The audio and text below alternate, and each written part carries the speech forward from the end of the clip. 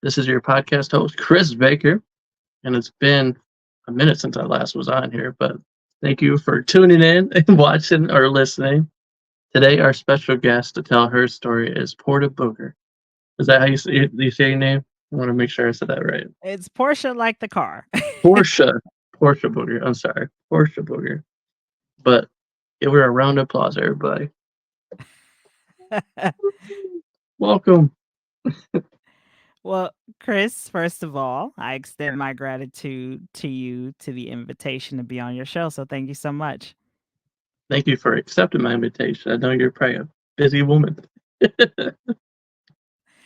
Oh, busy. I think we're all, in a sense, a little quote unquote busy. The thing to it is, are you actively busy or are you saying, well, yeah, I'm busy, but you're scrolling on social media or doing something that is not as productive as what you consider I busy? mean, does that count as busy? Because honestly, Well, I could be guilty of that sometimes. I think, but realistically, right? I think we all have those moments where our mind needs, if you want to call it, just pure scroll time or just idle time where we're not focused on, oh, tomorrow I have a 9-page agenda or I have to prepare for an upcoming speech next week. Or in my case, I have different clients who are launching shows. Yeah, So it's one of those things where you need that. Right now, the thing of it is, we gotta pick and choose how long we allow ourselves to indulge in that type of stuff, right?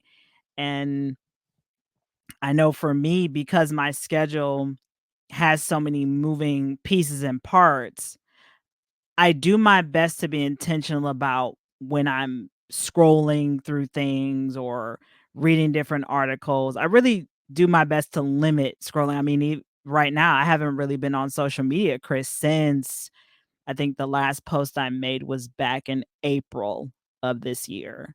So hey, that's actually pretty it's good. been nice. It's been very rewarding, relaxing to disconnect from the online space. And because there's a lot of things you get bombarded with. And now social media, to me, it reminds me of literally a magazine full of ads. I mean, that's all you see in different reels, different posts, advertisement. And it's like, I'm good. It's been nice to be intentional with my time, not have the social pressure to post Be every posting single something and day. What do I want to talk about today?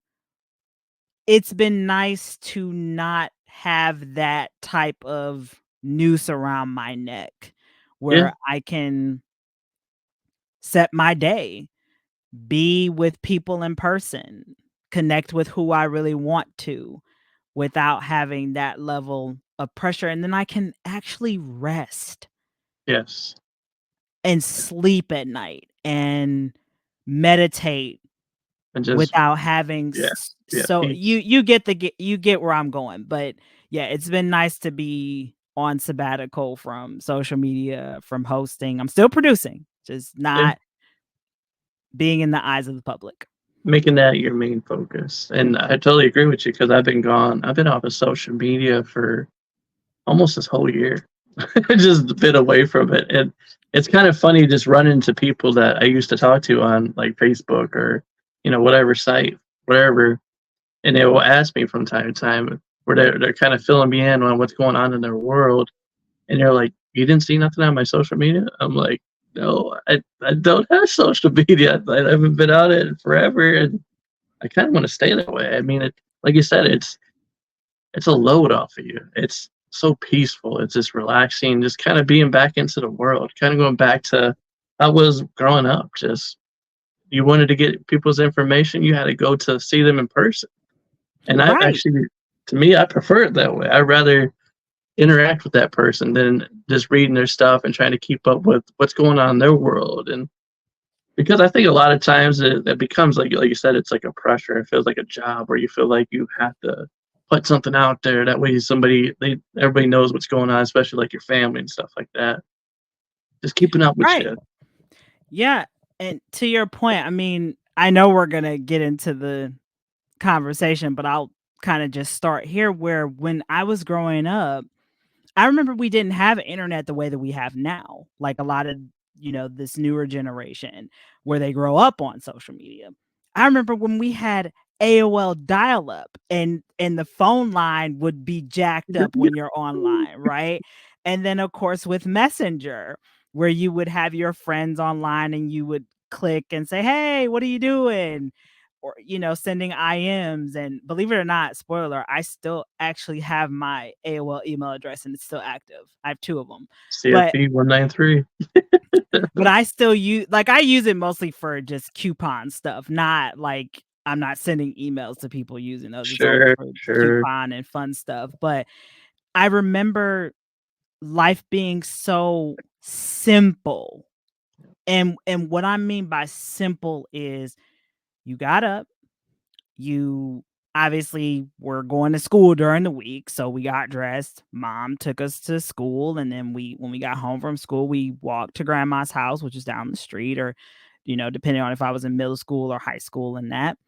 And you had your stuff to do. Like I was big into music, so CDs were my thing before we got into listening to music through Apple Music or having iPods and things like that. Well, Music. hold on, wait. I don't think it was CDs. I think in this time period we actually had tapes. We had Well, cassette tapes. now, okay, I remember because I don't know what year you were born, but I was born in the 90s. So when Yeah, we're I got a from the CD 90s. player. So I had a CD player in 1997 that had my mom got me one of the fun ones that had like the design on the front and on the back. Mhm. So I had like a Backstreet Boys in sync kind of CD player because I loved them both. And then there was this company that would allow you to buy CDs in like a bulk. I can't remember the name of the company, but I remember I think I bought like 6 different CDs at a time from Avril Lavigne to Lacuna Coil, Corn. Come on, keep listing off the greats. Yeah, and I just remember just going in my room and letting myself just be in my own element, really digging deep into the lyrics because of what I was going through. It was almost as though the lyrics really spoke to what I was going through at that time. Like, I know I'm kinda going a little bit in No, it's kind of it's a still like I agree with you because it's still like that now. Even when you're yeah, listening, you just be out going out for a drive, and instead of listening to the radio, we find ourselves listening to stuff off our phone going through the Bluetooth. Thanks to yeah, technology advancing, now you don't have to wait till that song plays on the radio, but we can look it up. The time we live in now, where we could just look up a song and be like, "Yeah, that's a blast from the past right there, man. That song I got memories with." yeah. It's so interesting. I'll go back to the past really quick before I talk about now. I remember a lot of times, Chris, when I would be in my room listening to different CDs like Korn, Silverstein, Slipknot, System of a Down, Papa Roach. I was a big Papa Roach fan growing up. And a lot of the lyrics really painted a picture for me about how much of a different soul I was in Yeah, comparison to a lot. I had an old soul growing up and I still do. And so a lot of the people who I would interact with when I was in middle school, even through high school, I felt like I couldn't connect to them because we were on 2 different thought patterns. And so a lot of times when I'd be listening to that type of music, I'd be in my room writing in my diary. just vibing And out. and it's like when I think about that person who I was then, that deep thinker, and when I would write different things, creative things, whether those poems or short stories or whatever, I think about how much that version of myself has played a role in who I am today and what I currently do with production, creativity, working with different people around the world. Like sometimes when I go back through my diaries, I have all of them. I compare who I was then and kind of really check in with that version of Portia. Like there was I know we weren't going to touch on Love Life, but I'm going to touch on a little Go bit. ahead. So Where are they? there was a guy when I was in, I'm just going to give the year span so it's not obvious, but there was a guy who I really liked between the 5th grade up until the 8th grade. And I remember having a picture of him in my diary because Oh, I was determined that we were going to be together.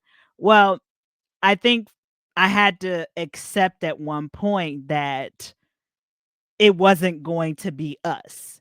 This person had no interest in me. I took their smile of being nice as, "Oh, you actually want to talk to me," which like was you want to not make the this case at all. personal.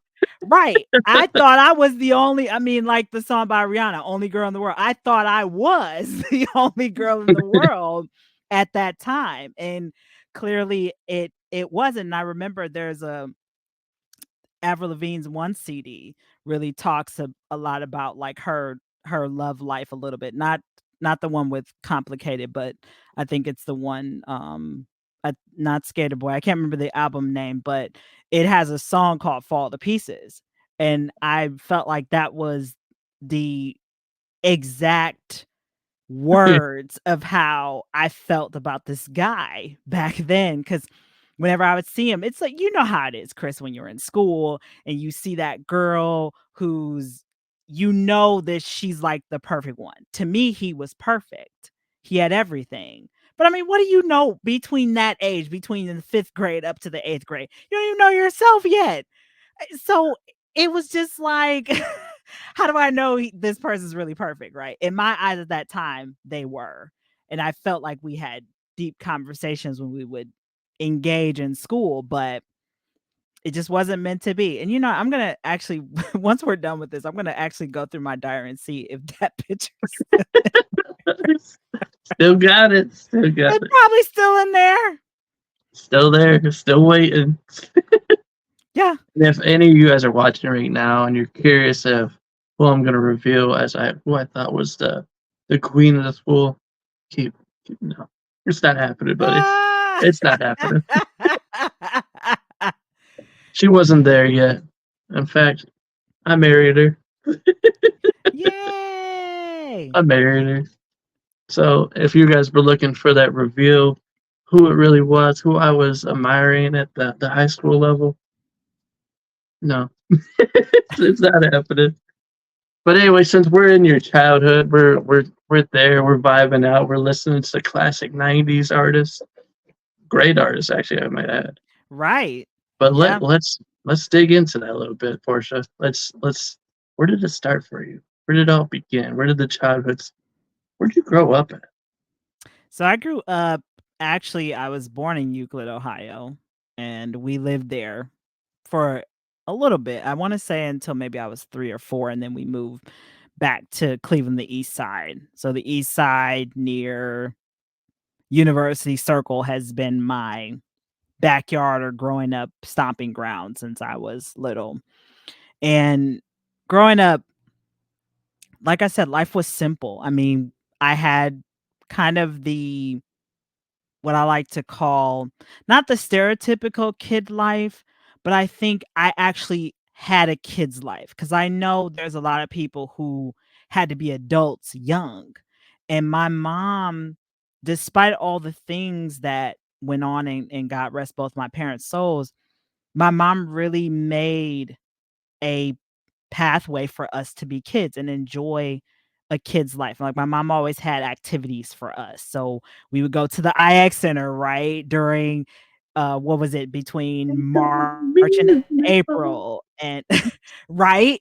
So we would go to the IX Center with my mom, and she would take. I remember when we went to Nickelodeon on Ice. I remember that as a kid and Man, seeing you get lucky on that one. I wouldn't go there right, and get seeing slimed. Tommy and Angelica and Chucky in these big gigantic, you know, Big bobblehead old looking guys. things. Give me And a hug.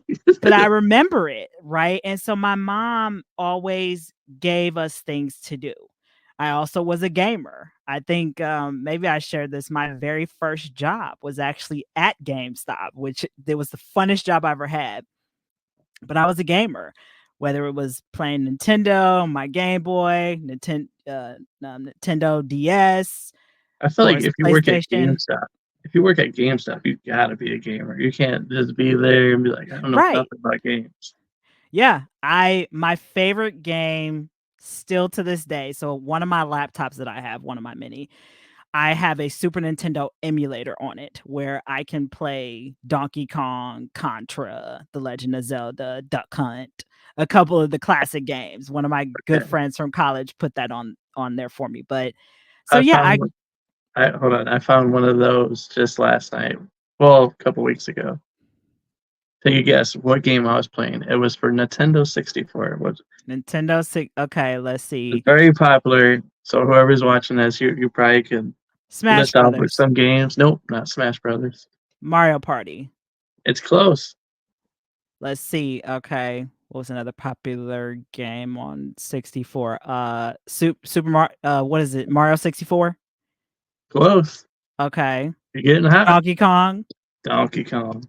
That was a good game. I was just playing that last night. That was a good, I mean, and that's the thing. Video games, I remember them being so fun because I mean, the entire game. I know I'm not gonna go down a rabbit hole with that, but I haven't picked up a game probably in the last 6-7 years of the newer stuff. If I do want to play a game, it has to be the older stuff because the newer stuff I just have no interest in it. And I hear from my brother all the time that you don't even get the full game when you buy it. And I'm like, oh yeah, but that's a whole nother story. So But for the kids, yeah, that's what I want to say. So for the kids that are watching, believe it or not, at one time you could actually buy a game and the entire game was there. All the characters, everything was included in that game. You didn't have these things called add-ons. You didn't have to yeah, buy more DLC. of the game or any of that. That's what kind of that's for another time. But Yeah, yeah. And so and that was really my childhood, Chris. I mean, it was simple. We grew up, we had a kid's life. And my mom, we didn't have a lot, but to me, we had so much. And I think the reason why we had so much is because there was love there. There yeah, was an abundance of love, and that's always been a a big thing in my family. In addition to obviously me and my brother, I had my cousins who also grew up with us. So they're like my other brothers. So it was always the four of us. We were the Power Rangers. That's kind of like what I like to call it. We were the Power Rangers. operators. And my mom always made sure that we were always together, whether we Yep. were going to different activities or um, being here at Granny's house, playing video games, playing with our toys, walking to the park. I remember my mom would take us on our bikes or our big wheels. And Nostalgia, man, is just running through my mind. I remember all the trips to Throwback, Geauga Lake. I remember all of those because my father had a very good job at the steel mill, and they would have their company picnics there every year. So we always went to Geauga Lake, which then turned to Six Flags and all that stuff. We went every year for free because my dad's job allotted it, and so I just felt like my childhood very much so was rich with a child's life where I got to actually enjoy it. Like, yeah, there was some heartbreaking things. At the same time, I had an outlet. Yep. One of the things my mom really did, and I talk a lot about this, is people ask me all the time, Chris, like, what got you into production? What sparked you into the path of storytelling, production, TV shows, podcasting, that whole thing? My mom bought me my first camera when I was 8 or 9. Oh, she She knew what bought she was me doing. well, my mom always said for us to have a skill. She always wanted us to have a backup plan. Originally, my mom wanted us to go to school to play an instrument. But when she took us, I think I was maybe 3 or 4 to start piano lessons, they wanted me to be able to read, and I wasn't able to read yet to their level. But probably if my mom would have let me just sit down and play on the piano, I probably would have been a protege, because I can hear music even though I'm slow at reading sheet music. I can read a little bit, but I can find the melody on the keyboard. Yeah, that's what you were touching on a little bit earlier. You weren't really breaking it down, but you said you're more of a lyric person. Yeah. And as you play, like if anybody that knows how to play instruments, you know how to put words into your how you play it. Yeah. And just being able to have that kind of ear, that's enough right there. That's just like it tells you a whole lot. Yeah, Chris, I have both of my parents' talents. So my father was a well-known DJ in the city of Cleveland. His stage name was Butterfly. And my father could play by ear. He played the harmonica and he played the bass guitar, and he also sung. He sung the blues, of course, and that was his thing because he grew up in the South. And I essentially took his talent of that, even though I taught myself a few chords on the guitar. When I turned 15 or 16, when I got my first guitar, which my first guitar is still upstairs. His name is Charlie, named after my dad, Charles. But I took maybe one theory class when I was in college, and the rest I've just kind of done on my own, where I looked up different videos on YouTube and that whole thing. But back to the camera thing. So my mom bought me my first camera when I was like 8 or 9, my point and shoot Kodak camera that I would take to different concerts, or taking pictures of flowers in the yard, or when we'd go visit with different family or different adventures. And that's how it started, was simple still pictures. And then eventually it evolved into doing little short videos for a school project. You know how it is.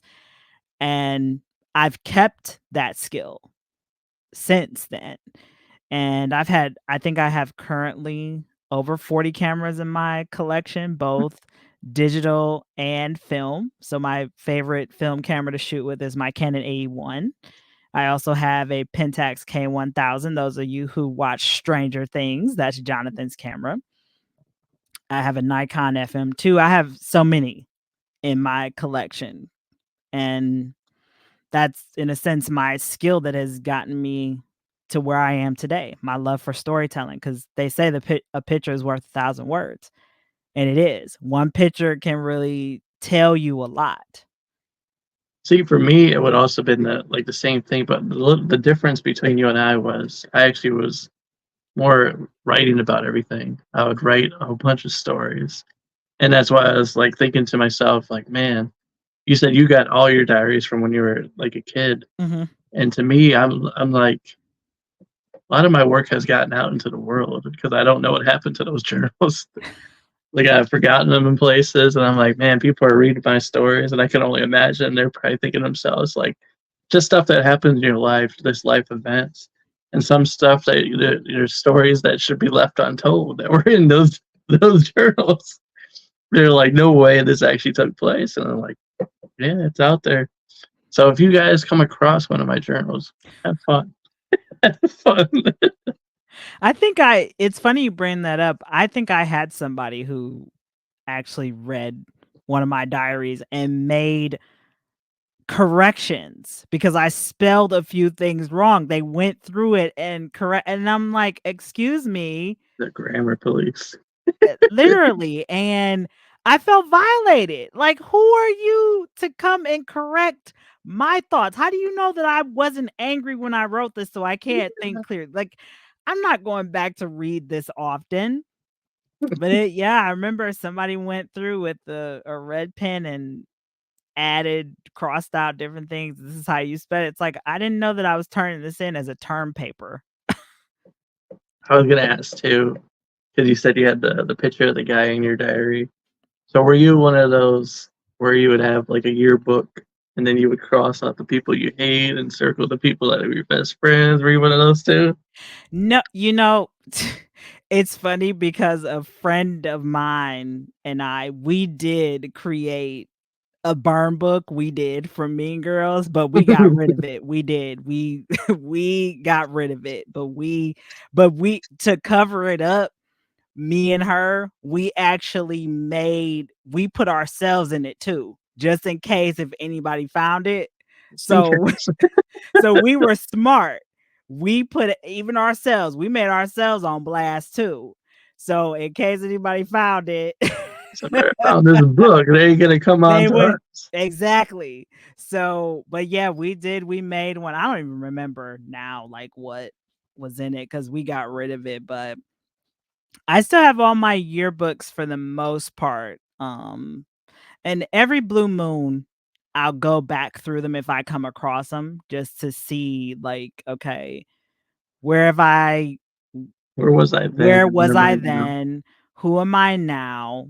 Maybe who am I still in contact with from that time? Yeah. And so every time I find it, I know there's a level of healing that takes place for me.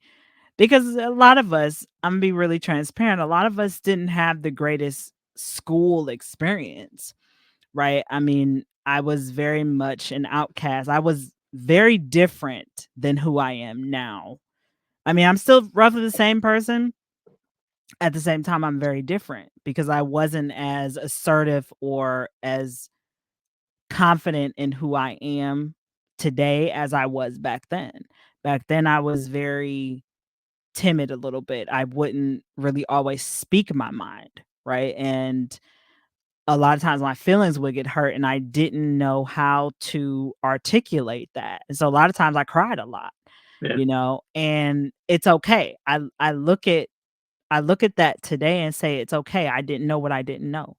But now with what I do know, I can show up better as the more stronger version of Portia who I wish I had back then.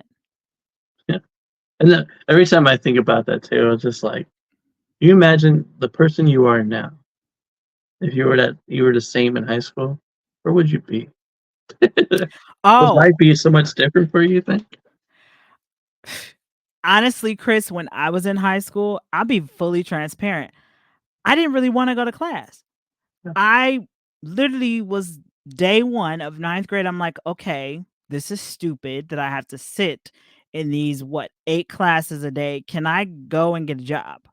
I wanted to work. I didn't really care to sit through school. I mean, and I did well, I did, but to Yeah. me, I didn't really care about sitting through class, really getting to know people because and a lot of that when I think about it now, I probably wasn't in the most healthiest headspace because of what I went through in my previous school years, where to me, everybody was the enemy. I couldn't trust anybody. I didn't want to be bothered with anybody. So I'm like, look, I just want to get through these classes, get out to the world so I can go and work and make money. Yeah. That was literally my mindset. I really didn't care about any of the other things, but I can say that I'm glad that I had a shift of some sort my senior year. Now, I didn't really do all of the high school things when I was in like ninth grade through 11th grade of going to homecoming, prom, getting involved in certain extracurricular activities. The one extracurricular activity that I did from ninth grade all the way to 12th grade was the the literary magazine club, which was called the Cauldron. No, no, the Cauldron was the actual magazine, but we had a kind of like creative writers club, and we always did the poetry slam every year. I did that from ninth grade to 12th grade. And that was my saving grace because my English teacher from ninth grade, I am still in connection with to this day. He also edited my book that I did. So that was my, if you want to call it, saving grace connecting point that kept me a little grounded. And then my senior year of high school is when I did everything from going to homecoming to prom and my senior career experience when I shadowed the Plain Dealer then and when it was good, and also Channel 3 and some other things. So yeah. All right, Portia. Who was I in high school? You want me to guess that? Yeah, go ahead. Let's see what you got. So, okay, so I feel like, Chris, you in high school were I feel like, just from what I know about you, you were the guy who finished last. Like, you know how they always say nice guys finish last? That's what I feel like about you. You ended up coming out on the top when a Yeah, lot of other people who kind of like doubted you, the ones that you really, the opportunities you wanted, you got passed up for. yeah, But now you're yeah. the one who finished first. Yeah. My high school experience was kind of weird in a way because I went to Sandusky High, and we all grew up together, so we knew each other Mm, very well. My freshman year, I started. Well, I was say junior high, I started playing sports and becoming more involved, like you said, because mhm. I didn't really have an interest in school, and then sports kind of got me more interested because you gotta have the grades in order to play, right? Right. So once I got my freshman year, I was actually, guess I was somewhat good. I played pretty well because everybody started talking about me. And of course, being a freshman going into high school, and the seniors are talking about you, and they want you to go to their parties with them and stuff like that. Kind of get big headed, and that's what happened. I ended up getting a little big headed with myself, thinking I was the man, the man of school, the king. But then, after I had finished my freshman year, my parents surprised me because they transferred me to a Catholic school, and I had been with all Mm. these people all my life through public school. So when I got sent to a private school, it was like I went in there still with a big head. I went in there thinking I was the man. So I go to this other school my sophomore my year, and I remember when reality really hit me hard because when they introduced the new students, we're all in the gym, and they're like, "Yeah, our new students are Chris Baker." And then I go to stand up, and there's no applause, and I'm all when I stood up, just felt like that reality hit me hard. It's like nobody knows who I am here. It's like, what's going? Come on, can I go back to where I was?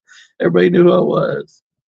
So I ended up going from being what most people would say the jock freshman year, sophomore, junior year. It was kind of the basket case.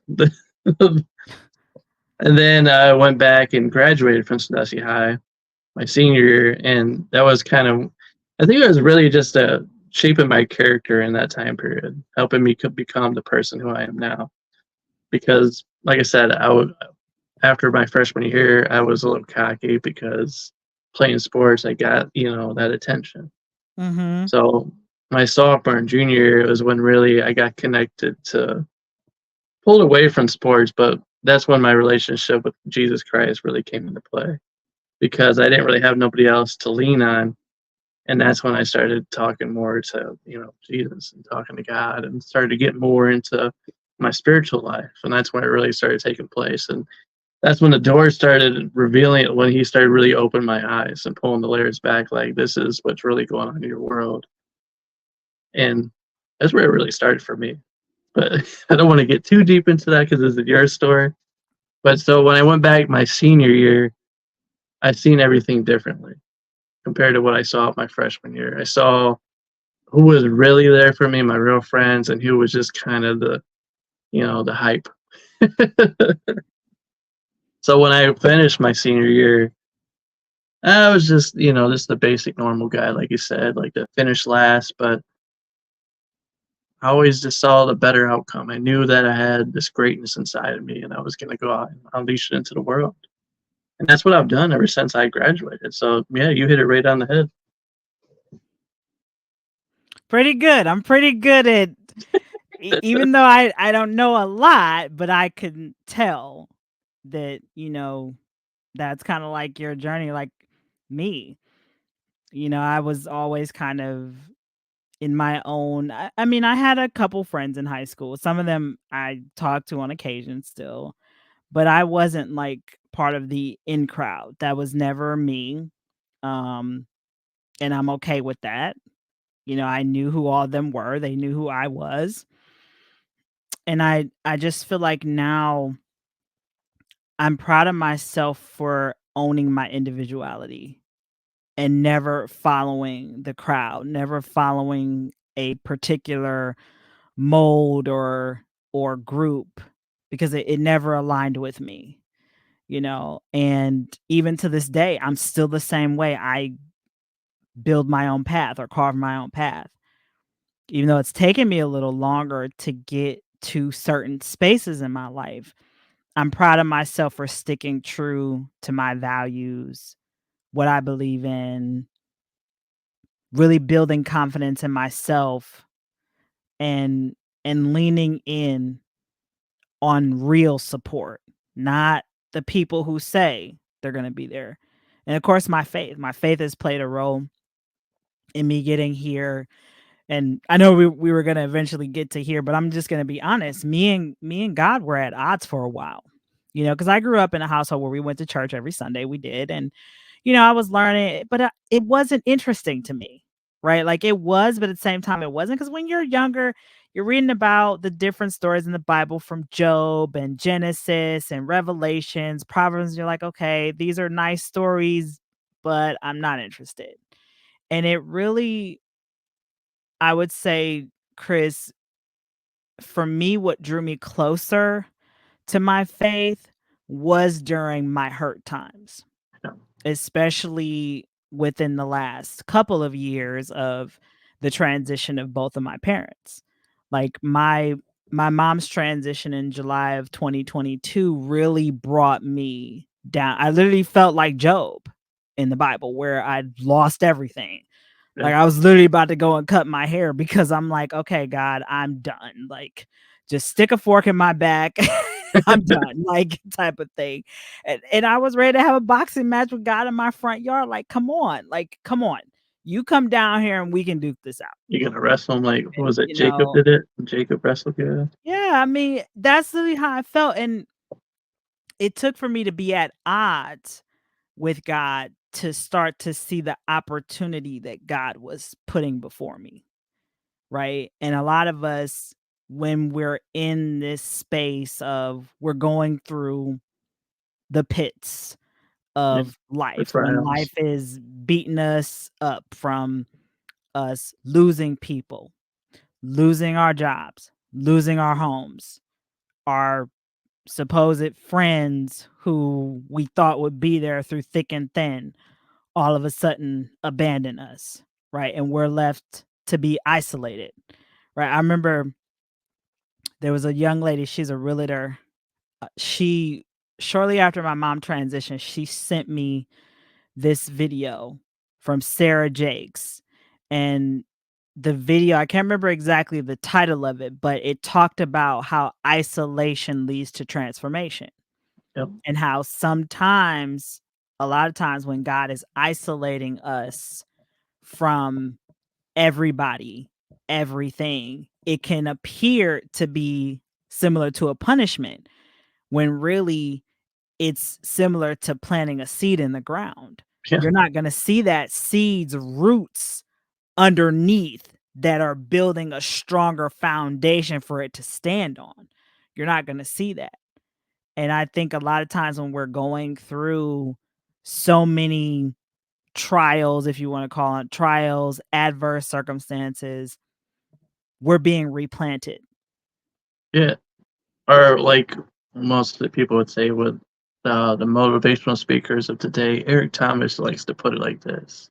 That's when God's putting us in the fire and he's shaping us into what Mhm. we're really supposed to be. So, you know, the watcher right now, the listener, you're probably listening to this and you're going through something in your life right now. Understand it's happening for a reason. There Mhm. is a good reason behind it. It doesn't make sense right now. You probably like, why me? Why am I dealing with this stuff? But when it's all said and done, you just got to keep your head up, man. Don't miss the blessings by looking at your feet, but look what's in front of you. Look what's unfolding around you. I mean, it might seem like you're walking through hell, but eventually the blessings are gonna flow on you, man. They're gonna come from all angles, and you're gonna be look back at it like, thank you. Like what Portia just said, like you went through all them trials, you faced them, but here you are now. It shaped you into the character, the person who you are now. Yeah, I'm forever grateful, Chris, for the setbacks I've had in my life. From my dream career, being a TV producer, crumbling, me almost jumping off a bridge and in my own life, to me being passed up for different promotions that I know I deserved, for different friends and people who I thought were my solid rock support system going stage left on me when I needed them the most. From losing my mom, my solid rock, my great grandmother, my father. Hold on, I want to touch on that real quick before we kind of go back. Like you said, when you said you had solid friends, Yeah. I just have this hit me so hard right now is the person that's watching and listening to this. You got a friend in your life right now, and that's your ride or die, right? You're feeling like this is the person that is supposed to be in my life, but yet you're not getting that satisfaction. You feel like you're on repeat, and really, honestly, I think God's trying to tell you something. And this friend in your life may be holding you back from the blessing that's going to come into your life. I know it's hard to accept that, but try it. I know I'm not saying to fully let go of that friend, but kind of venture out on yourself and test those waters. See, you think that that person's, you got to be with them everywhere you go. You think it's you and them or no or nothing, right? Go by yourself and go out into the world and kind of see what you're about. Test those waters and then go from there. Because that could be that person that's holding you back from what's truly out there for you. But go ahead, Portia. Sorry, didn't No, mean to cut you off. and I'm glad you bring that up, Chris, because I think a lot of times, right, we sometimes put people on a higher pedestal than what they have us on in their life too. And I've learned that through the transitions I've been through with my mom, mostly my mom, a lot of people who I thought would really be there for me when after she transitioned, they weren't. And I have to be realistic. I was a little resentful about that because I couldn't believe that when I needed you the most, when I've been there for you during certain unfortunate circumstances in your life. I mean, I was there at the drop of a hat. And now when I need that same level of reciprocity, you're silent. There's crickets. And the thing that I had to also accept, Chris, is that a lot of times most people, because they haven't dealt with their own adverse circumstances, how can they really show up for you during yours? Yeah, Right. it's like a mic drop right there. And the other thing too is I had to also not hold them to a certain level of accountability, right? Because this is who they are, right? And it took me a minute to accept that and not be as resentful to them. But now, even today, when I encounter them at different functions or when we're out, excuse me, I'm still cordial with them and things like that, but I also have distanced myself a lot. I've set certain boundaries up with these people. And it's nothing against them, but I have to recognize my needs, my standards, and that I don't want to put myself in a position to be hurt by you again. Cuz what's the saying? Fool me once, shame on you. Fool me twice, shame on me, right? And Yeah, I've heard that one. and to mitigate that, excuse me, I'd rather just not even entertain it. But the thing of it is, through my loss, I've gained more insight into who really is for me, who I can really lean on when things get tough, and who to avoid, right? Yeah, true. And I think it's very important as you level up, as you go about whatever your path is, to really put people in categories for Yeah, real, because not everybody sees you on the same pedestal as what you saw them, and you shouldn't have to question, no, right? You should know, like, within your heart, your self-awareness muscle needs to be up there when it comes to your entire circle of influence or connections. You need to know, okay, the Stacy is my business partner. I don't have to second guess if Stacy's gonna stab me in the back. But on the other hand, then we've got Erica, who it's always making me uncomfortable when I have a phone call with her because I don't know what bag she's gonna come out of today. So, mhm. see, it's important Yeah, to know, right? We all have somebody like a Stacy and Erica in our life, right? yeah, And then we'll throw another one in there.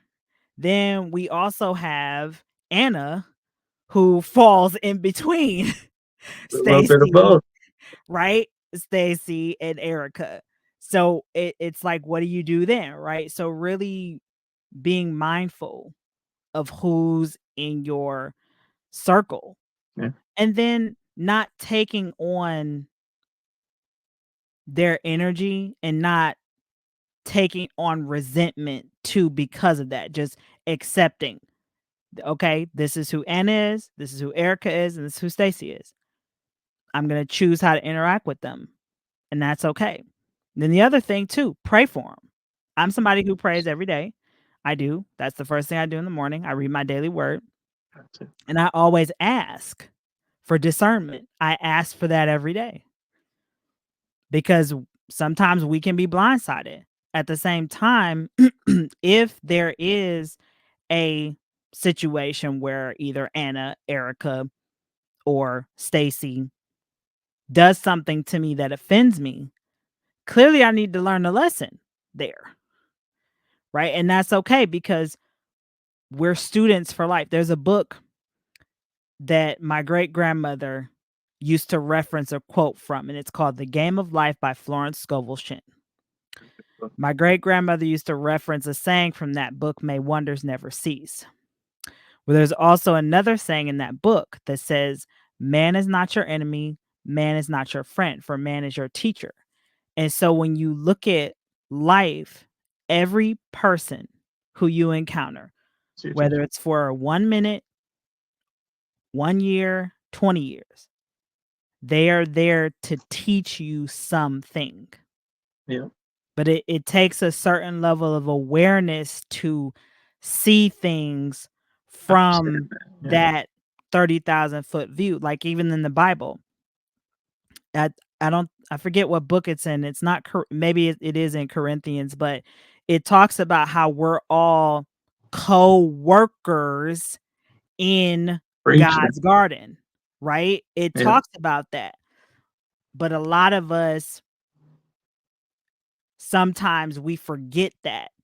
And again, we have to continuously unlearn and relearn new, healthier habits of how to engage and interact with people, right? Because we're all given unique gifts, all of us. Some of us have gift of memory, some of us have the gift of being able to speak multiple languages, some of us have the gift of discernment, some of us have the gift of being able to connect with people and so forth. We all have a unique gift. We all play a role in the garden of God's kingdom. And so because of that, sometimes we forget that we're all co-workers here. We all play a particular part. Hence why they call it the body of Christ, because we all play a role and a part in the body. Yeah. Each piece is needed. You get deep over here. Okay, keep preaching. Don't stop. I can go a little deep, but it's as simple as I'm saying it, though, Chris. A lot of us forget that. Yeah. You know, and it takes a certain level of awareness, and we're not like, and I have to be honest, I'm not perfect, because I'm sometimes not I have perfect. my days where I don't want to deal with people, where I want to go back to that version of me that's saying a couple of fine usage, clear keepsakes, if you catch my drift. And sometimes we get like that. It just happens, you know. Right. It happens, and that's okay. At the same time, I'm aware that I'm human. I have my moments, and I work on it. Yeah. Nobody's perfect. You know, we're all gonna make that mistake. We're gonna say the wrong word every once in a while, but Yeah. as long as you're catching it and you realize, like, oops. Yes. But that's another thing that you gotta mention too, is like we're talking Bible terms. You gotta be careful with your choice of words. Mhm. Because everything that comes out of your mouth can really affect your whole world. Actually, Yeah. it does affect you. So if you speak positive, you're gonna get positive. If you speak negative all the time and you're around the negative, chances are that's gonna evolve around you. You have to make that decision yourself. How do you want your world to shape out around you? Do you want to live in an upbeat, happy, positive environment? Comes down to you and your choice of words. And not only your choice of words, but your thoughts as well. Oh, choice is a big thing. I think a lot of us forget, Chris, how much free will we have. Like, we get upset when tragedy happens, like, where is God? Right? That's the first thing everybody's wondering, is like, where is God in all this, right? But we have to remember, we have the freedom of free will and choice. We get to choose our response. We get to choose our reaction and action when things happen, right? And I'm somebody, Chris, who I find gratitude in everything. Everything. And You that have may to. sound weird to some people, but I do. I really live a life of gratitude. I mean, you can ask my soul mother, Dawn. My soul mother, shout out to my soul mother, Dawn. She always says to me, Portia, you are the queen of gratitude. She said, you find gratitude in any and everything. And she's right. When I spoke at a retreat last year in Florida, one of the activities I did was a gratitude wheel. So we spin the wheel and it lands on a letter of the alphabet. And one of the letters that it landed on was the letter D. And of course, we can say that we're grateful for donuts, or we're grateful for dill pickles, or we're grateful for a number of things in our life that begin with the letter D, right? But one of the things that I said that I was grateful for was my debt. How many people say they're grateful for their debt? Very few people, because we are so conditioned to see things from a negative lens. And really, debt is not a bad thing. Nothing is good or bad. It's all about your perspective and your perception of it, right? You get to choose how you see it. You get to choose your experience. And for me, when I think about the debt that I've accumulated, which, knock on wood, I'll say I'm under 20,000. So I'm pretty good. And when I think about the debt that I've accrued in my life from going to undergrad, and things like that, it gave me opportunities, right? And so instead of me looking at it like, oh my God, I have to pay all this off, which it'll get done. At the same time, I find the gratitude in what experience I got out of that. I think we should actually take this moment right now, since we're on the subject of gratitude. You know, maybe there's somebody that's watching, listening right now that you're really feeling down on your luck. Let's just take, let's list off 10 things right now to be grateful for. You woke up today, right? That's a blessing. You can see this, right? That's a blessing. You can hear my voice. You can hear Portia's voice, right? That's a blessing. You feel that? Put your hand on your chest. You feel that? You're still alive. There's another thing to be grateful for. Your arms are moving. You can move your fingers. That's another thing to be grateful for. Just to be able to move your mouth up and down like that. That's another thing to be grateful for. To be able to blink. Grateful. You feel that on your face?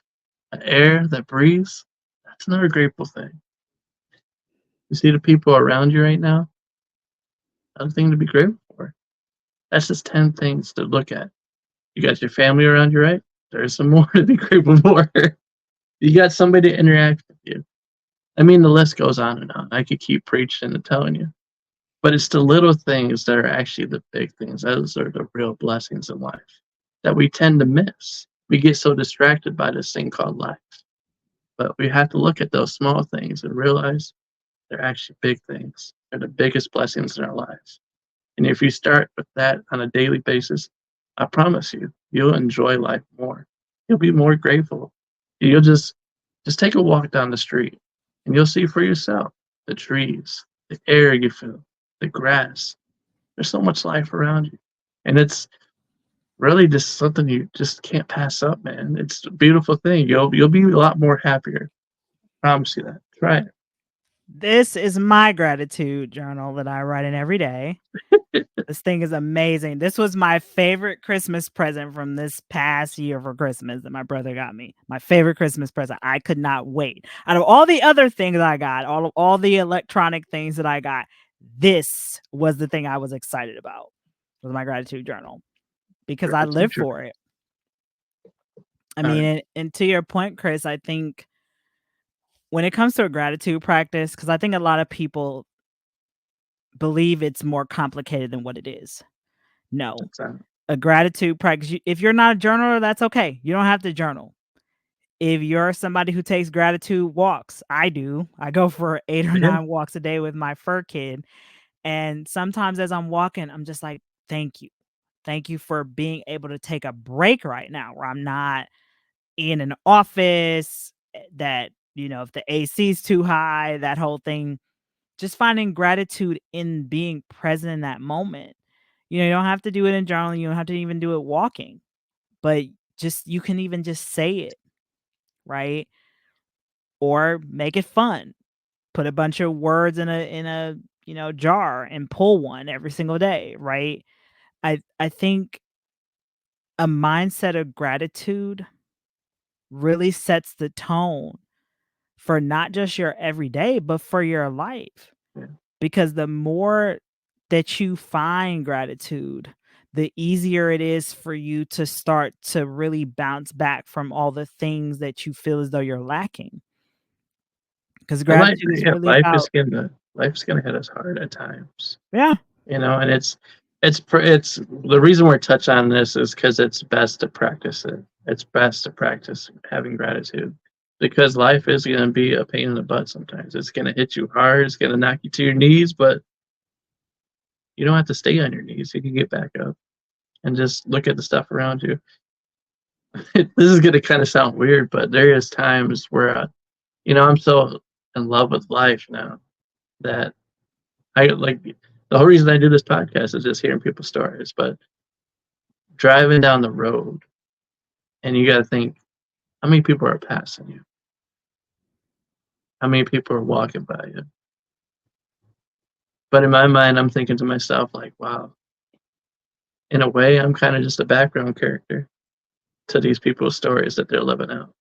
Everybody's living their own story. Like these people that are passing you, maybe you're listening to this right now and you're driving. Like, think about the people that are driving in front of you. They could be going, they could be having a baby, or they could have just got married. Or maybe the person that just drove past you on the left is going to meet the love of their life for the very first time. I started thinking all these things as I'm just, maybe this person that's driving to the right of you right now, that's, trying to hurry to their job is trying to get that promotion, Everybody is kind of living out their own life. And to me, I find it incredible. Life is so beautiful. Yeah, and Good And Lord, even when Doctor. it's not. I mean, and I'm glad you brought that up, Chris, because when you have a mindset of gratitude, it helps you to really appreciate so much in life, even the more troubling times. Like I remember when both of my parents transitioned, I remember the very next day, I wrote in my gratitude journal how grateful I was for my mom's legacy. I did the same thing for my dad the day after he transitioned. And when I went to his celebration of life, I got there an hour before everybody else showed up. So it was just me and him in the funeral home. And I dedicated the whole page to him. Even though me and my dad, we didn't have the greatest relationship throughout majority of my life. He was absent for a lot of key moments. At the same time, his absence taught me how to be present, how to be the bigger person.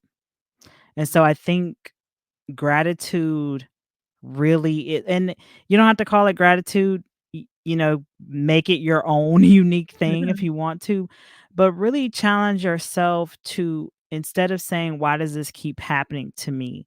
Really ask yourself, what is this trying to teach me?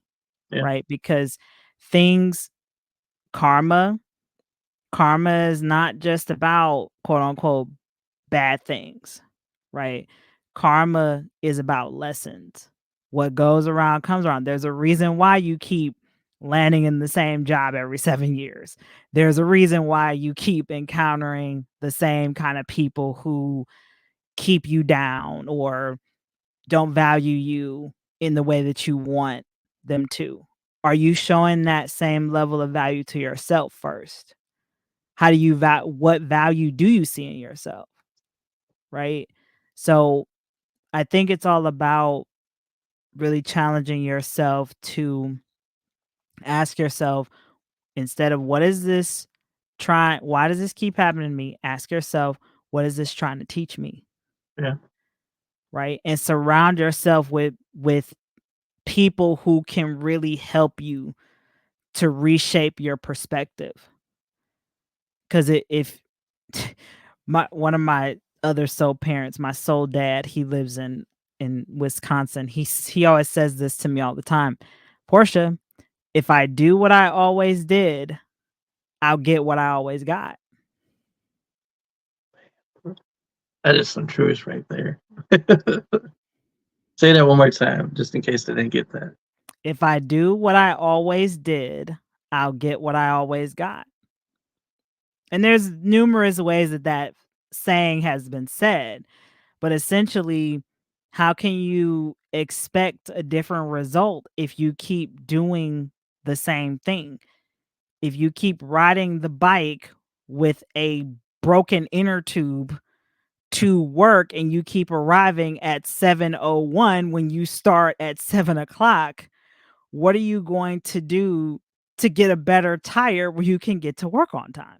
Yeah, and maybe that's what you have to do sometimes when if you're not really understanding what we're getting at right now is sometimes you got to change it up. You get stuck in that same routine. You're living the same hutch. It's time to move on. It's time to try something different, and you'll get different results. But if you're still doing the same, that's what I was saying earlier when it comes to friends. You're getting the same results. You're kind of living out the same stuff. You're doing the same stuff every weekend, and you're in that rut where you're just bored.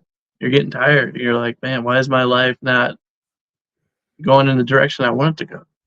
And really, it's in those moments that we need to sit down and kind of reflect. Like, what do I need to do to change this? How can I make things better? And it really comes down to you. You have to make that decision yourself. And sometimes we have to let go of people because there's a fork in that road. That person's going to go in that direction. You got to keep going forward. And then it won't make sense at first, but a couple years down the line, when stuff starts going in your favor, you'll understand. It's gonna be rough at first because those are your ride or die, and that's how you feel at the moment. But I know somebody that's listening right now, this is hitting you hard. I'm speaking to you exactly. It's that time. It's time for you. You want change in your life. You got to make that change. It's gonna be scary at first, but You can't grow in your comfort zone. You have to be willing to be uncomfortable. That's all I can say. Before I get And too deep. I'll say this really quick because I know it'll be closing out soon. I want to really encourage the listeners, Chris, to really ask themselves, when is enough enough? And I say that honestly because you have to reach that point of being, they say it, sick and tired of being sick and tired. But how much more pain do you want to keep causing yourself? Where you every day you're doing the same mundane thing, but then you're complaining, man, I want something different. I want more money at this job. I want to have a more creative outlet. I want to write my book. I want to go back to school for my master's. I want to travel some more. Okay, well, you want to do all these things, but you're still staying in the same hula hoop. So, what are you willing to sacrifice to get to where you want to go? I'll say this. This is a quote from my mentor that she said to me a couple years ago. Risk is the down payment for the reward. Risk is the down payment for the reward. What are you willing to give up today to reap the benefit of your future?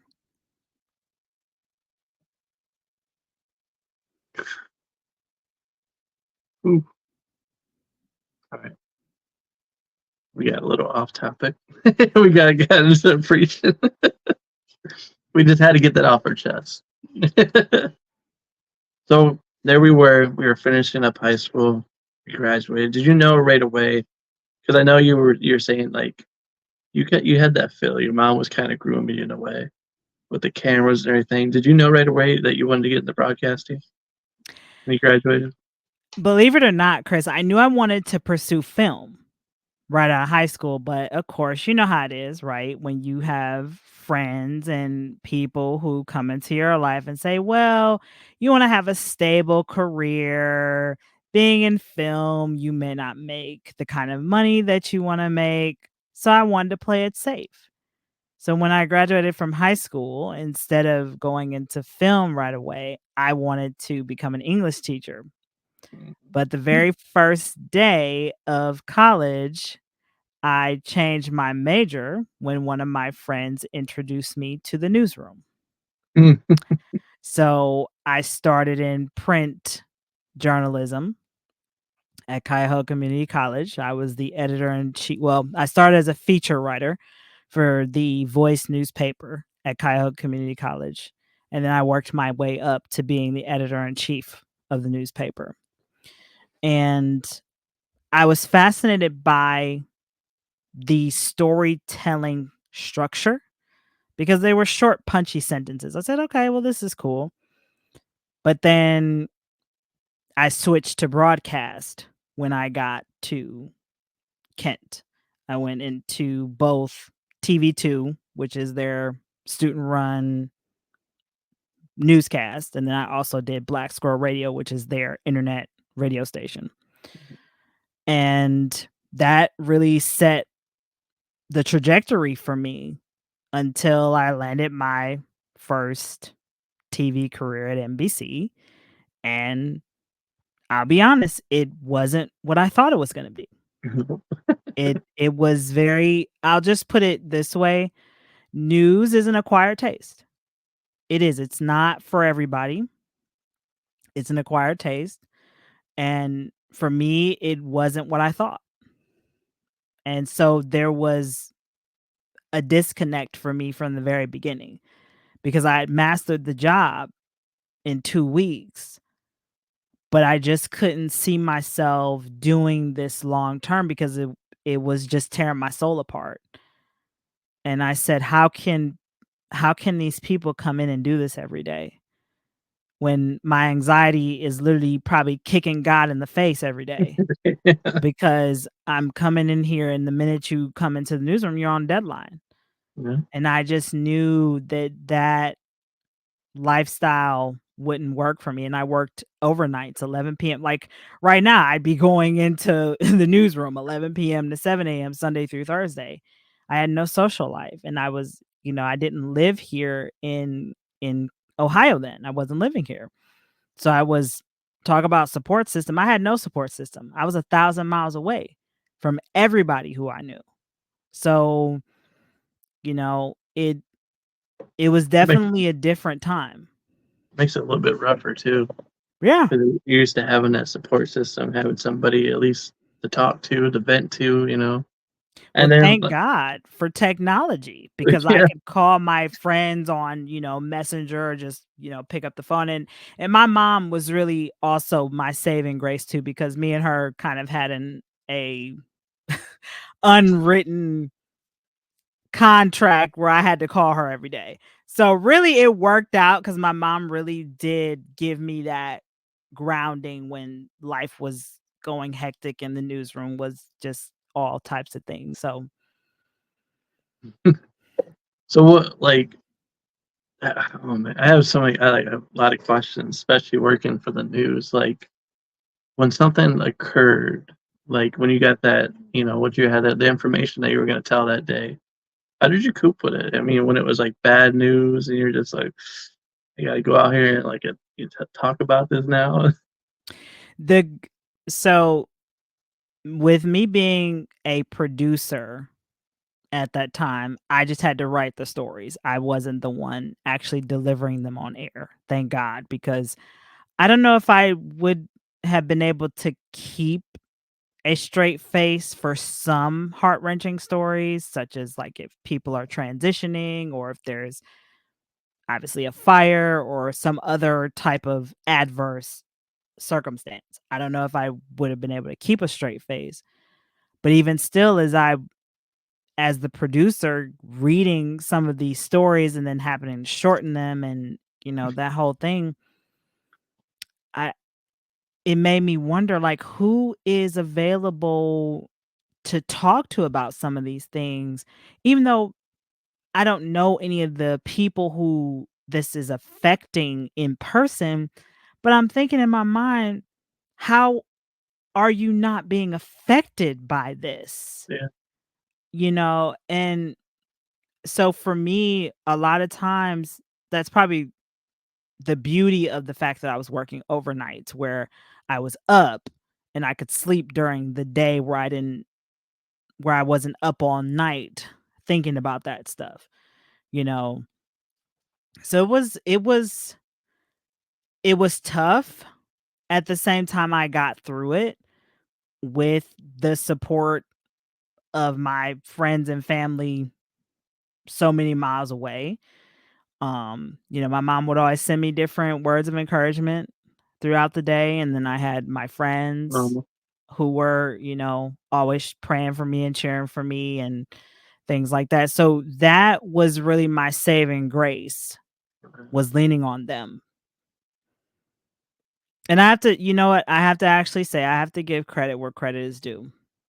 One of my former boyfriends was also a saving grace for me at that time too, because he lived in a different time zone at that time. And so when I was up, so was he. So we would message back and forth. And like obviously we weren't together at that time, but we've always remained friends yeah, through our separation, which I'm always grateful for that yeah, we were able to keep that because I know some people are not close or can't be friends with their former partners or whatever, but me and him, we've been able to keep a friendship. And it's all good, you know. And yeah, he really helped me a lot. And he knows this. I've talked to him about it a couple times and you know, I'll be forever grateful for that. oh, the producer is actually handing me some questions now to ask. Okay, alright, I'll ask. Okay, so it says, "I heard you began your media journey at Cuyahoga Community College. Correct. Can you tell us about your time there and how it influenced your career?" I feel like you covered that already. I did I mean, I'm willing so to kinda, like, go back to it, so at when I was at Tri-C, I was at Metro campus, And when I started I'll just start when I was editor-in-chief of the newspaper, the Voice newspaper. One of the coolest opportunities I had was, we got to cover when Obama and Michelle came. So I got to literally stand, like, 5 feet from them, and they're both tall. And, like, I'm not going down the political rabbit hole with how people feel about political candidates, but I look at it from just the experience of kind of being a part of history. The other cool experience I had was I actually won an award for a story that I covered with my assistant editor-in-chief, God rest his soul. He passed away a few years ago, Bronson Peshlakai. We covered a story about a student worker who was terminated from a position inside of the college over a decade-old felony. So the question boiled down to, what is the college's hiring practices when it comes to students who have records, especially if the student hasn't had any type of infraction in over a decade. So why are you terminating them over a decade-old felony? And the Yeah. fact that I think that it was expunged. So it's like it ended up, believe it or not, the major news stations ended up picking up our story. Wow.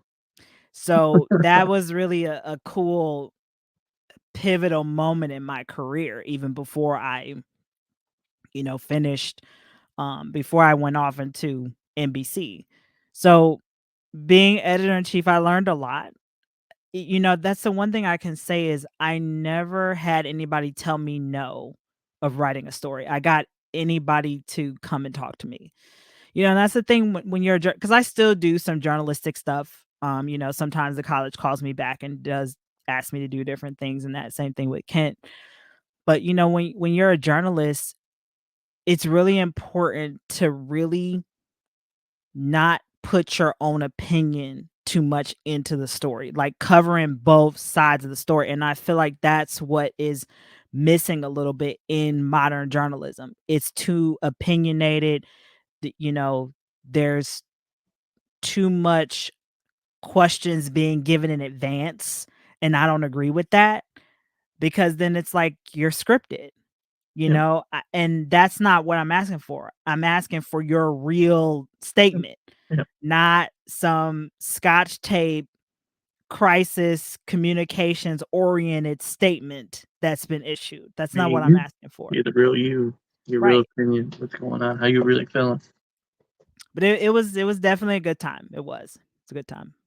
All right. Next question. Where'd you come with this stuff? You were involved with the Voice newspaper at college. Correct. What were some of the most memorable stories you had covered during that time? Outside of the couple that I mentioned, God, you really got me to think now.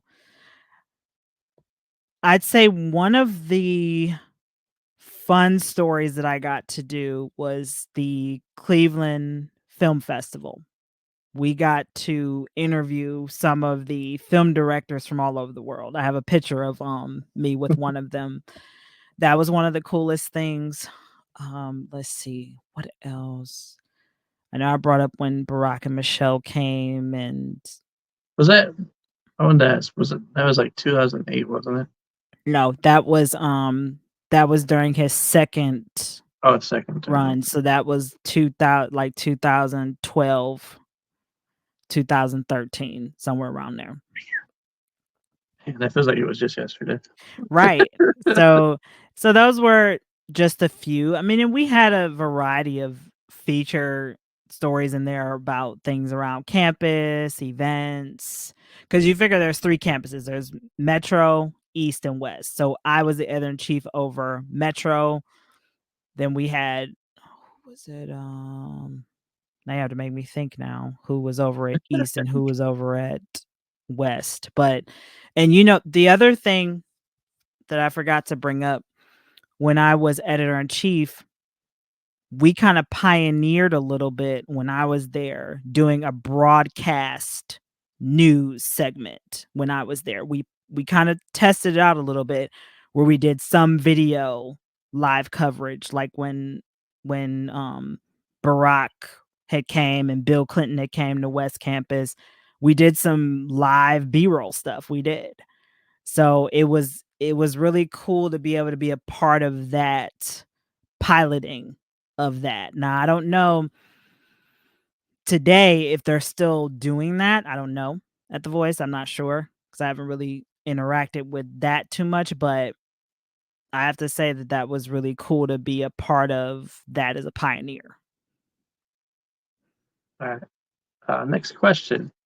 Moving on to Kent State University. How did participating in TV2 and Black Squirrel Radio help develop your skills in broadcasting and radio?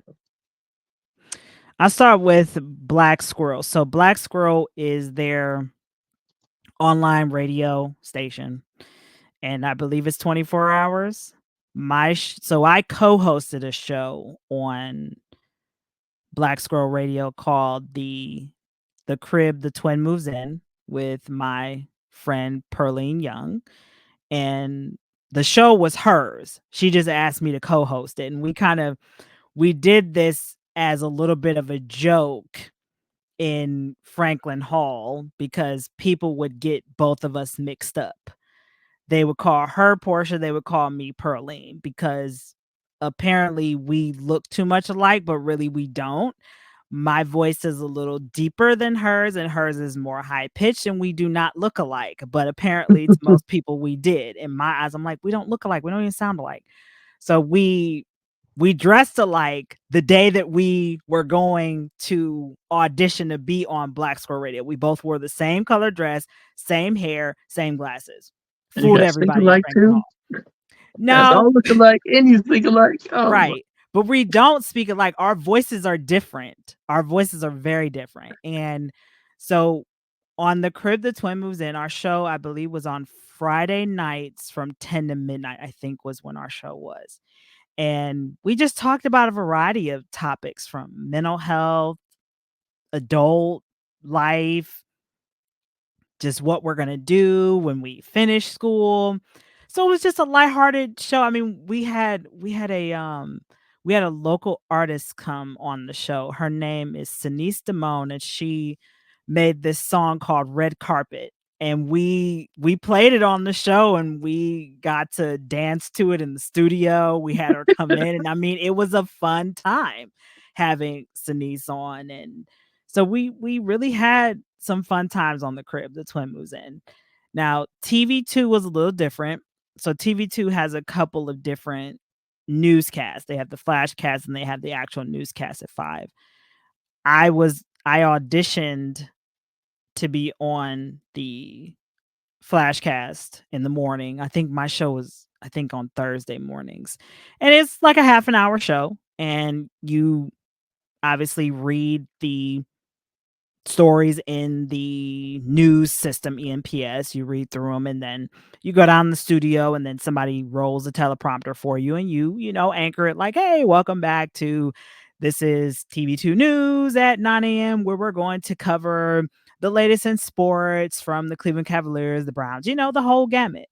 And it was fun. I mean, I can say that my read was very clean. Like when I watch my demo tapes now, I'm like, man, I had a clean read. I did very well, articulating and looking at the camera and engaging with the listener, listener audience. And I would fill in sometimes for the 5 p.m. newscast, and the 5 p.m. newscast was live. So I had to be on my best P's and Q's. And of course you're sweating because you don't want to flub a word as you're reading through the teleprompter. So I would say, number one, it really helped me with my delivery. Number two, it helped me to really organize my thoughts and not fumble in my dictation or delivery. It also helped me to really learn about collaboration because I wasn't always the one writing the stories. A lot of times it was the APs and producers who would write your stories for you. And then you read through them and say, okay, the script is cool. I can read through this on the newscast. And then if there's a couple things that you need to change, you can change it. Right. But it really gave you a sense of like real collaboration inside of a newsroom. And then, there was an actual news director who was a student and vice president. So it really operated like a newsroom. All right. We're going to dig a little bit more into your career now. And we'll talk about, okay, so Portia, you're known as Portia the Producer, and you have had an incredible career in broadcasting and journalism. How did you first get into the world of TV and radio? Well, she just covered that, didn't she? I college started it off, and then once I finished at Kent State and went to my first TV career at NBC, and then that pivoted. Don't get me wrong, that short period of time that I was at NBC, I learned a lot. I mean, I really gained a lot of skills that I use today. One of the biggest things is time management, project management, really budgeting my time, getting things done on a deadline, having a backup plan. Because when you're stacking that newscast, you've got A block, B block, C block, and D block. And it's kind of the same way that I operate now with my clients. Okay. If this guest doesn't come through, we got this guest. If this doesn't come through, we got this. If that doesn't come through, we got this. So I literally have plans A through F already available even before we hit record on a show. So the skills that I learned during that short time at NBC, I still use today with my clients. So once I left the network, I took a little hiatus. When I moved, excuse me, when I moved back here to Cleveland, Ohio in May of 2018, water break. Right there with you. Okay, there we go. When I moved back to Cleveland, in May of 18, I went to a networking mixer and I was there with all the local TV talent that we know from Fox 8, Channel 5, Channel 3, 19. And somebody there came up to me and said, "Hey, I heard you're looking for work. Come talk to me." Well, this individual had a magazine at the time, and they also said to me that they had a radio show on WOVU 95.9 in Cleveland. So I started off as a featured guest on this radio show. And eventually, over time, I became the producer of the show, where I set the entire structure and format of that show. Well, then a year later, the radio station offered me my own showtime. Wow. And at the time, this is where, when we talked about friendships, a lot of times when you're given the baton and you want to take other people with you, not all the time those other people are ready to take the baton with you. So you have to keep going. Yep. So my show originally was going to be a co-hosted show. And the person who I wanted to co-host the show with was not ready at the time. So I wasn't going to say no to this opportunity. So hence how the name Grew with Portia came about for my radio show. I remember when I told my mom that the radio station gave me my own showtime, and she said, so of course my mom, being proud the way she was, she always told everybody about her kids. She says to my uncle, she's like, "Portia got her own showtime on the radio and I'm really excited." So my uncle's like, "Well, what is Portia going to call the show? Grew with Portia?" And that's how the name stuck. And so the very first, I wanted to start the show in November, and the radio station director was like, "No, you need to start the first week of October." Mind you, it was already September 18th. You're like, wait, what? So I had to hurry up and get guests lined up and everything. And this is where I told you the first episodes of Grew with Portia are still on my YouTube channel. The first episode is with, his name is Chauncey, that's his name, who is the founder of Angels for Sincere. And the second episode of Grew with Portia focuses on grief. And so when I think about how far I've come, every blue moon I'll go back to those episodes to listen to my delivery, my performance, because I used to write like 15 questions for an hour-long show. And I remember my very first episode, the guest literally answered all 15 in the first 10 minutes. So what do you do then, right? You have to improvise. You have to start pulling questions out of what they've already said, right? So it was rough, those first 2 episodes, building on my talking ability, my listening, really asking those follow-up questions. So it's a learning curve. It is.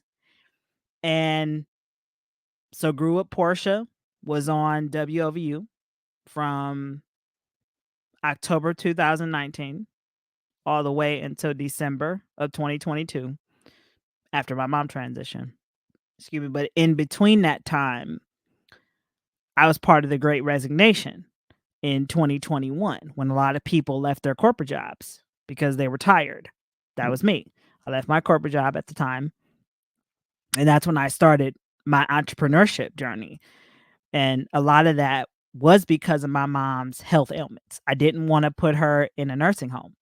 So I was like, you know what? We'll bite the bullet. So I made sure that she was comfortable at home. You know, it was a struggle, but that was one of the best and hardest years that I've ever had. But I wouldn't trade it for the world. Wouldn't trade it at all. And the rest, I mean, is history. I mean, I've had some amazing opportunities of being an entrepreneur. Like a lot of my clients, believe it or not, came through the podcasting world. Like some of the people who I've interviewed on my show have become my clients. So you just never know. And it's still happening now, even though I'm not hosting right now. I'm still getting clients. The power of word of mouth, you know? And so I've had the opportunity to do things on big networks like Spectrum. I've been on film projects with different people. So it's been rewarding since I've left the corporate space and really went on my own path. Yeah. And you feel that load. Oh no. It's still there? Oh no. I mean, what I mean is being the business owner, it's a lot. Because the thing of it is, I'm in the position now where I'm delegating things because I can do it all. Do I want to do it all? No. And you learn that over time because I just kept getting burned out. I was getting tired of being burned out. And shout out to my business partner. My business partner literally got in my butt and she's like, Portia, we're not going to have this anymore. And I mean, my business partner really helped me to iron out my systems and prioritize self-care for myself, where I wouldn't continue to get burned out, be tired, and not able to really show up as the best version of me. I mean, it's because of my business partner is the reason why I'm really here talking to you and not sleeping in my bed because I'm too tired to even enjoy what I've already created. All right. As we begin to wrap this thing up, I just want to say simply thank you for coming on and telling your story. But I'll definitely have to have a part 2 because we're probably, if we keep talking, man, we're gonna be out here for 3 hours. Yeah. Yeah. But how I like to end this thing is, I've asked you all the questions, so I'll pass it over to you to end this. You can ask me 3 questions, and then we'll part our ways until next time. Go ahead. Ask you 3 questions. Okay. Ooh, here's the first one. So, where's the producer at? I see you said there's a producer back there. There's the producer. There he is. It's like Clark Kent and Superman. There's the producer. That's funny. That's really funny. I wasn't expecting that. That's Next funny. question. The next question I would say is what do you hope, Chris, to get out of your show in the next 5 years? Really, next 5 years, 6 years, 7 years, the show is about you. It's about hearing the story of the guests, whoever comes on the show. And really, I look at it like from the deeper perspective because the more spiritual is, say something happens to you in the future, and hopefully it doesn't. But someone in your family, one of your friends, somebody wants to get to know you, or even that, somebody just interested in learning more about your life and how you came up and how you overcame all this other stuff. How did Portia do it? How did she overcome stuff? And they can come back on this stuff, hopefully Google's still around in the next 5 years or so. Who knows? Because the way technology is. But that's what I want to have happen, where they do a Google search on you, do a Bing search, whatever, and they just want to learn more information about you, the guest, and just go from there. Maybe even in 20 years from now, your daughter or great granddaughter or something wants to know about where it started for them, where the family tree got that nudge that to the next level. How did she do it? Because somebody in the family lines are going to eventually come across this path again, where they're going to want to be in the broadcasting career, or they're going to be on the news or something like that, and they're going to want to know about who did it in my family tree. I mean, this video will come across, as crazy as it sounds, it could happen, and they'll see me talking out here just about this. Like, how did he know? And really, that's the whole goal of the show. It's not about me. I'd love for the show to grow to its heights, but it's more about the guest who's on here telling their story, their life story. That way it can be shared to the world. Hopefully that's the best way to answer that. But No, and that's fair enough. And I'd say maybe my last question for you. Let's see. I really want to know, Chris, considering that you're very deeply rooted in your faith, right? If there's somebody who is teetering, right? Maybe they're mad at God. Like I said, anger is not a bad thing, right? Maybe they're upset with God about where they're at in their life. How would you encourage them to give God one more try? it's a trick question because you can answer it in so many different ways. But you have to look at it from a deeper perspective is regardless of what's going on in your life, you can be mad at God all you want, but he's always there. And you might feel a type of way right now. He understands. He created you. He knows everything about you from head to toe. Sounds crazy, but it's the truth. And he gets it because he put those emotions in us. We're not robots. We have feelings. We have that free will, you know. And to be honest, you're hurt. You're feeling a type of way. Remember this: the truth of the gospel. Jesus Christ, the Son of God, came to earth, never had any sins against him, told nothing but the truth. And he got up on that cross and died. So you're going to tell me that God doesn't know what you're dealing with right now? He's never been in that boat. He doesn't know how you're feeling, especially when you lost a loved one or someone close to you. He knows. He knows all the emotions. He put that inside of us.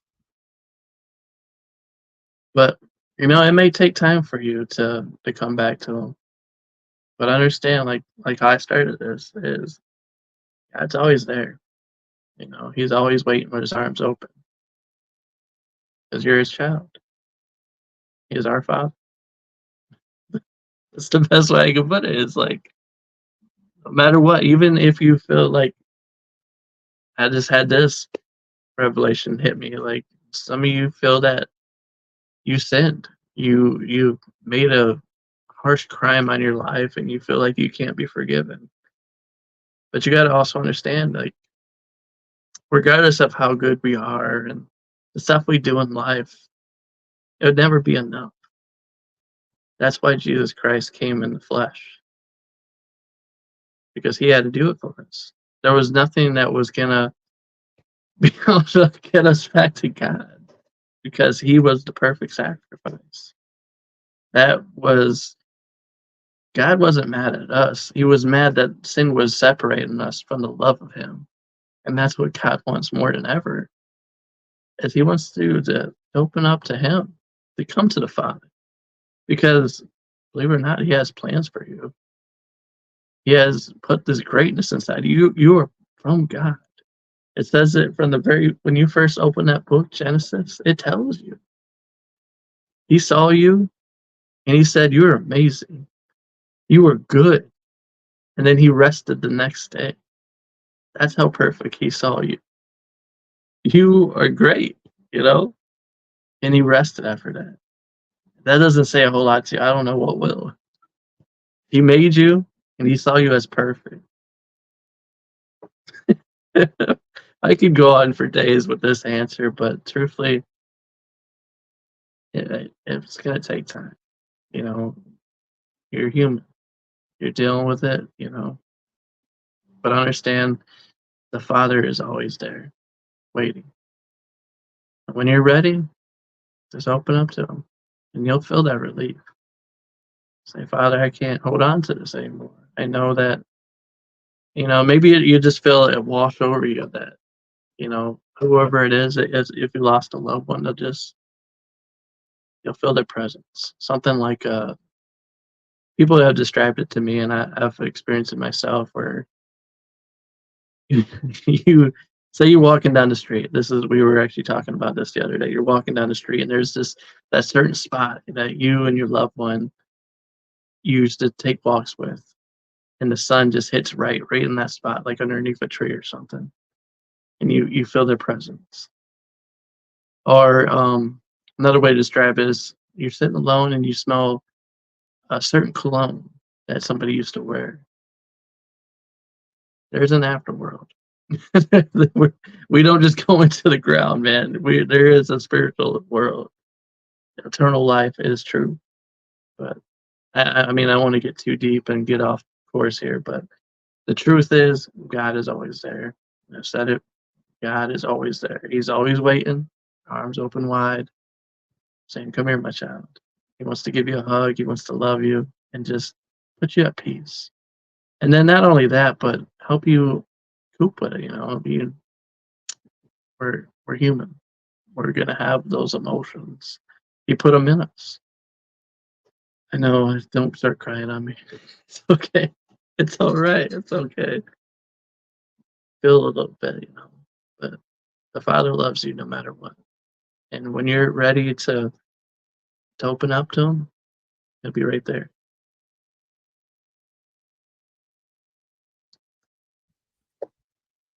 Amen to that. Hopefully that answered your question. Mhm. But all right, everybody, thank you for tuning in to this episode of Tell Me Your Story. Like I said, this is your host, Chris Baker. That is Portia over there. She has told a little bit of her story, and there will eventually be a part 2 in the future, which I'll let you know when that comes. But thank you once again for watching. Thank you for listening. Peace out.